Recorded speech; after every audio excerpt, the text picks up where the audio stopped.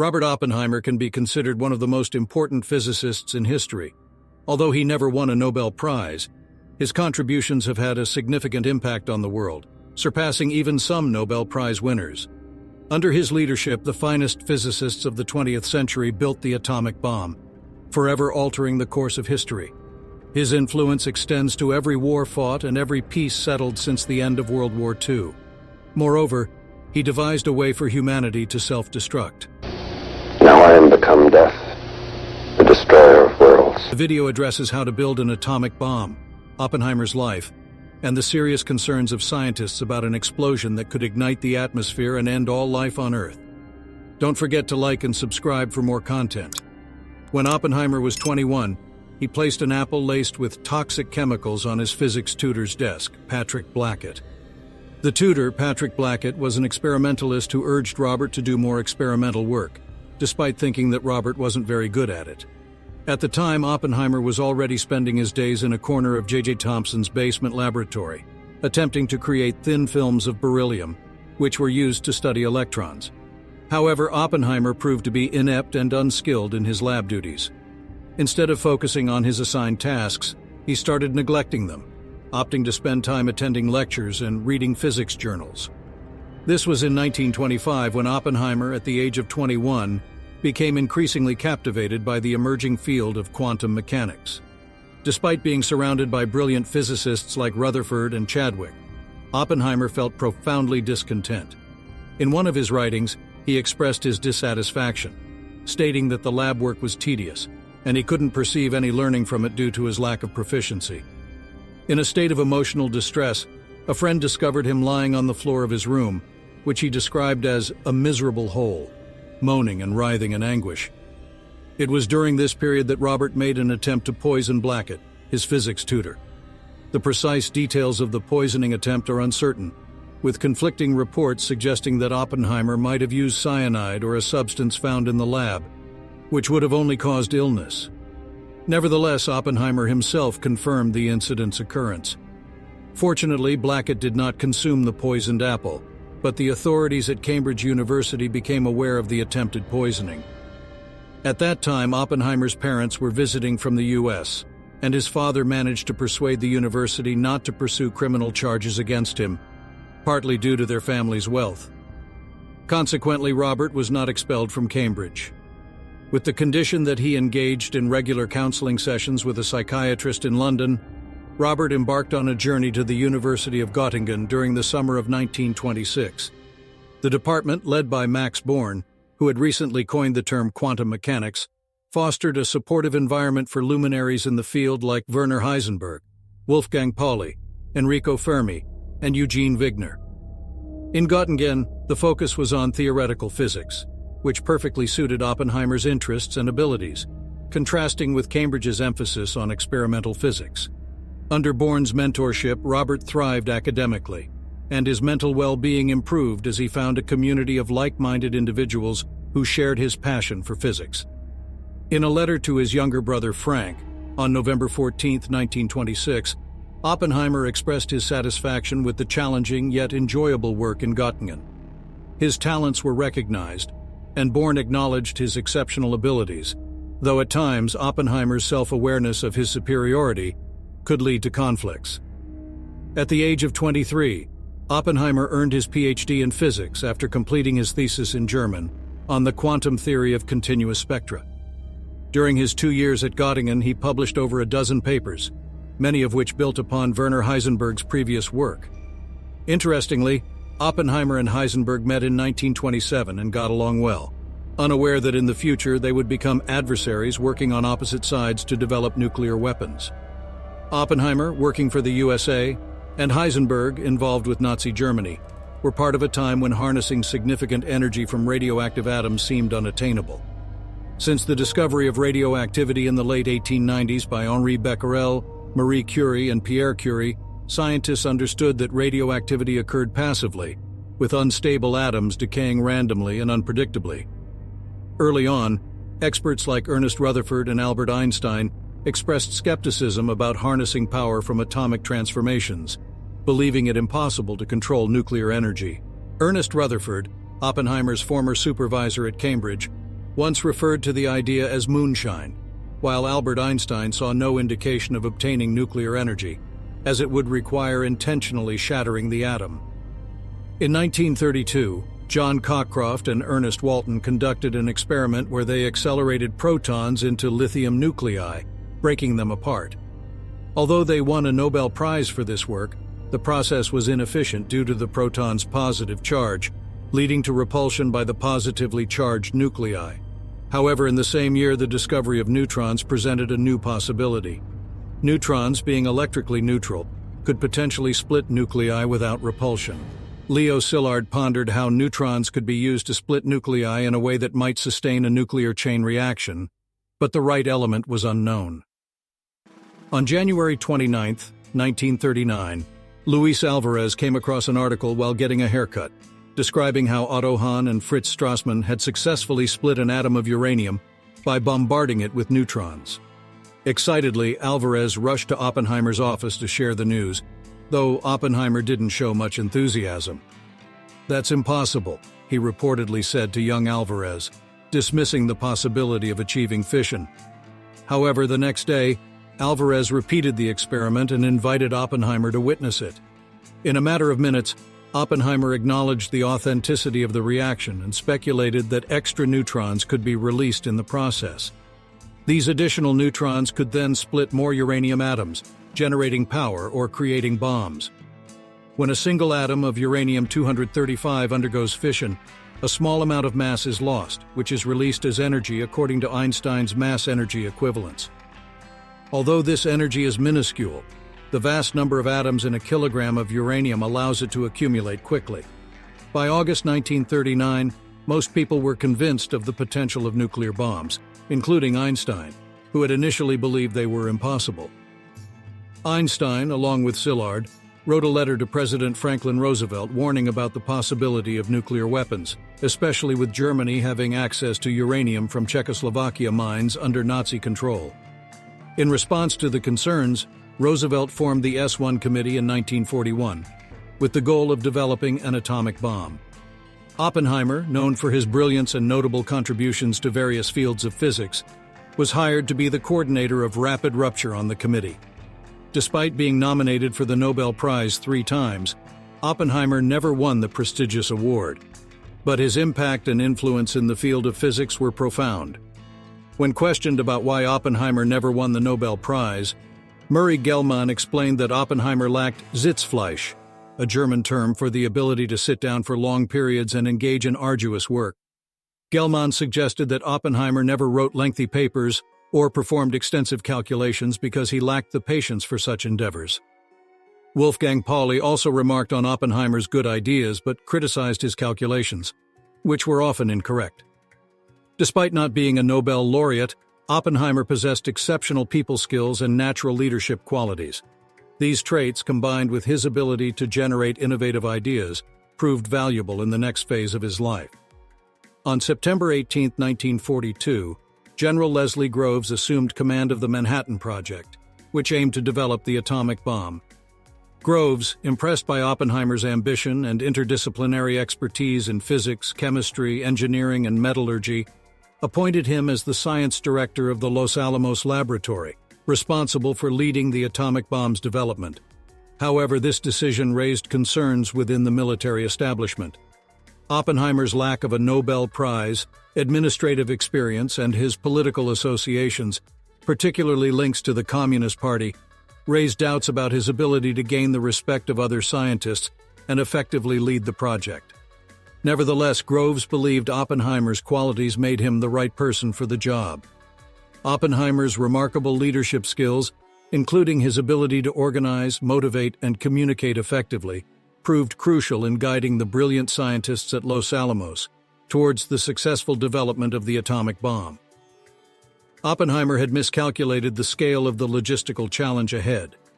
In 1943, he estimated that he would require about 6 scientists, along with a few engineers and technicians, to create the atomic bomb. However, he was way off, as a total of 764 scientists ended up working on the Manhattan Project, with 302 of them based at the Los Alamos site. The overall workforce involved in making the atomic bomb amounted to over 600,000 people. At this stage, developing the atom bomb seemed not only possible, but highly likely. On December 2, 1942, a team of physicists led by Enrico Fermi successfully constructed the first artificial nuclear reactor, Pile 1, at the University of Chicago. The reactor, located beneath a football field stands, consisted of 45 tons of uranium and uranium oxide, and 330 tons of graphite blocks. It generated a small amount of power, proving the feasibility of nuclear energy. The concept behind nuclear bombs and nuclear power plants is similar, differing mainly in the number of neutrons that induce further atom splitting, known as the multiplication factor, K. The simplest way to create a nuclear bomb is to bring a sufficient amount of fissile material close together to trigger a self-sustaining chain reaction. This amount is referred to as the critical mass, which is about 52 kilograms for uranium-235, forming a sphere with a diameter of 17 centimeters. Using plutonium-239 requires a much smaller critical mass, around 10 kilograms, forming a sphere only 10 centimeters wide. Initially, the scientists pursued a gun-type bomb design, where two subcritical masses of uranium-235 would be rapidly brought together to form a critical mass and initiate the nuclear chain reaction. The nuclear chain reaction begins, resulting in an atomic explosion. The bomb's design, while simple, is not very efficient. Only a small percentage of the uranium undergoes fission, resulting in a much smaller total yield. The scientists encountered unexpected problems, such as ensuring smooth sliding of the uranium through the barrel. They used oil to lubricate the barrel, but all synthetic oils tried dried up, leaving them with no option but to use oil from sperm whales, which did the job. Naturally occurring uranium contains only about 0.7% U-235, the fissile fuel for nuclear bombs. To make a nuclear bomb, scientists use mass spectrometers to separate and concentrate U-235 from U-238, which doesn't undergo fission. This enriched uranium has a higher concentration of U-235. Another option was the discovery of plutonium, synthesized from neutron absorption by uranium-238. Plutonium-239 proved to be an excellent nuclear bomb fuel, requiring a smaller critical mass of about 10 kilograms. It was cheaper to produce than separating uranium-235 and had advantages for bomb development. The implosion bomb design was based on compressing a subcritical mass of fissile material to increase density and reduce the critical mass. The resulting nuclear chain reaction could be triggered using conventional explosives, allowing for the creation of a nuclear bomb. There are a couple of ways to reduce the critical mass necessary for a nuclear chain reaction. One method involves surrounding the sphere with a material that reflects neutrons, thus decreasing the amount of nuclear fuel required to initiate the chain reaction. Another approach is to introduce a neutron source, which kickstarts the chain reaction. For the first implosion bomb, scientists designed a device called the Urchin, a tiny pellet weighing only 7 grams, placed at the bomb's core. The Urchin was made of beryllium and polonium separated by a layer of nickel and gold. The idea was that when the explosives detonated, the beryllium and polonium would mix, and the alpha particles from polonium would cause the beryllium to release a flood of neutrons, setting off the nuclear chain reaction. This was an unprecedented endeavor, and the scientists at Los Alamos, including Oppenheimer, had to act quickly to complete the test before the Potsdam Conference, where Truman, Churchill, and Stalin would plan the post-war peace. The test, codenamed Trinity, was scheduled for the earliest date possible, just one day before the conference, making Oppenheimer nervous as there were many potential complications that could arise. The last attempt to test the explosives without the actual plutonium core was unsuccessful. To calm himself, he recited a stanza from the Bhagavad Gita, a sacred Hindu poem he had personally translated from the original Sanskrit. In various challenging situations, whether in battle, forests, mountains, or amidst javelins and arrows, in sleep, confusion, or shame, a person's past good deeds provide protection. Apart from the fear that the bomb might fail, there was also concern that it could work too well. Around 1942, Oppenheimer and Arthur Compton discussed a horrifying possibility that a nuclear test could ignite the atmosphere and potentially end the world. This fear arose from the notion that extremely high temperatures and pressures generated by the bomb could lead to hydrogen fusion, turning the Earth's atmosphere into a giant fusion bomb. Although many scientists dismissed this scenario as unlikely, the idea of starting a fusion reaction with a fission weapon became significant after the war. The Trinity test was initially scheduled for 4 a.m. but was delayed due to a storm. Consequently, at 5:29 and 21 seconds, the world's first nuclear bomb, known as the Gadget, detonated. The explosion was triggered by the high explosive, which compressed the plutonium core inwards. As a result, the beryllium and polonium mixed, releasing a flood of neutrons. This initiated the nuclear reaction, which couldn't be halted. Just 6 kilograms of plutonium caused an explosion equivalent to nearly 25,000 tons of TNT. The New Mexico mountains were illuminated brighter than daytime, and the shockwave was felt over 160 kilometers away. A mushroom cloud rose to 12 kilometers into the sky, and the extreme heat melted the desert sand into trinitite, a glassy mineral. Thankfully, the blast did not set fire to the atmosphere. On August 6, 1945, a gun-type nuclear bomb called Little Boy was dropped over Hiroshima, Japan. It contained 64 kilograms of enriched uranium. The detonation was achieved by igniting nitrocellulose, pushing the uranium-235 slugs together, reaching its critical mass. The explosion resulted in the death of nearly 70,000 people, with another 70,000 succumbing to burns and radiation poisoning in the following months. 3 days later, an implosion-type bomb similar to the Gadget was dropped on Nagasaki, killing an estimated 80,000 more people. Over 95% of the 225,000 fatalities from the bombings of Hiroshima and Nagasaki were civilians, with the majority being women and children. The Trinity test was a critical milestone in the development of nuclear weapons during World War II. After the successful test, Oppenheimer became a national hero and was appointed director of the Institute of Advanced Study at Princeton. He also served as the chairman of the General Advisory Committee, advising on nuclear weapons-related matters. He used his position to advocate for arms control. In August of 1949, the Soviet Union conducted its first atomic weapon test, prompting the U.S. military to swiftly determine that developing a more potent bomb was the most appropriate course of action. Oppenheimer opposed the ethical implications and concerns about an arms race associated with the super, the hydrogen bomb. Despite Oppenheimer's reservations, Truman's administration persisted, leading to the testing of Ivy Mike, the initial hydrogen bomb, in the Marshall Islands 3 years later. The yield of Ivy Mike was 10.4 megatons of TNT, making it 400 times more powerful than the Trinity test. A hydrogen bomb is essentially composed of 3 bombs in one: a conventional bomb, a fission bomb, and a fusion bomb. The conventional explosives trigger a fission reaction, resulting in increased temperature and pressure that allows deuterium and tritium to fuse together, releasing an immense amount of energy. In 1961, the Soviet Union tested the Tsar Bomba, the most powerful detonation ever recorded, surpassing Ivy Mike's power by 5 times, and Trinity's by around 2,000 times. This arms race was precisely the outcome Oppenheimer had feared, partly due to his opposition to the hydrogen bomb. Due to his advocacy against a nuclear arms race, Oppenheimer faced a trial to revoke his security clearance. He had been under surveillance during his time with the Manhattan Project, and even after leaving, the monitoring continued. Many of the wiretaps used were illegal and unauthorized. Oppenheimer was questioned about his connections to the Communist Party, including his relationship with Gene Tatlock, a member of the party during his tenure at the Los Alamos lab.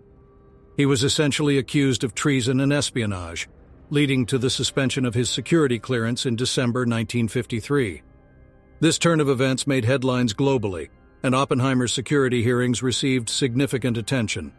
In 1965, he was asked about a recent proposal to hold talks with the Soviet Union to curb nuclear weapons proliferation. In response, Oppenheimer remarked that it should have been initiated right after the Trinity test. The same year, he was diagnosed with throat cancer, attributed to his lifelong smoking habit, and he passed away on February 18, 1967, at the age of 62. Hope you enjoyed the video. Make sure you like and subscribe. It helps me a lot, and you'll be notified when the next video is released. Comment your thoughts about Oppenheimer. See you next time. I am afraid that the answer to that question is yes.